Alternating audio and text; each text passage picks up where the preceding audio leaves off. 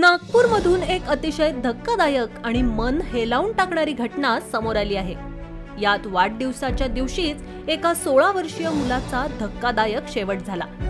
वाढदिवस साजरा करून घरी परतत असतानाच पंप हाऊसमध्ये बुडून मुलाचा मृत्यू झाला आहे। या घटनेनं एकच खळबळ उडाली। वाढदिवस साजरा केल्यानंतर पबजी खेळून घरी परतत असताना पंप हाऊसमध्ये बुडून मुलाचा मृत्यू झाला। नागपुरातील अंबाझरी तलावाच्या पंप हाऊसमध्ये बुडून त्याचा मृत्यू झाला। पुलकित राज शहदादपुरी असं या 16 वर्षीय मुलाचं नाव आहे।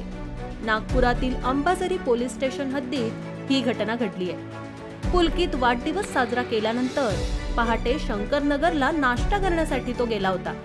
मात्र नाश्त्याचं दुकान बंद असल्याने तो अंबाझरी तलाव परिसरात पबजी खेळून परत घराकडे निघाला।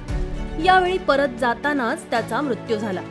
वाढदिवसा दिवशीच पुलकितचा मृत्यू झाल्याने घरच्यांना मोठा धक्का बसला आहे। नागपुरातील अंबाझरी पोलीस स्टेशन हद्दीत ही घटना घडली असून परिसरात हळहळ व्यक्त केली जाते।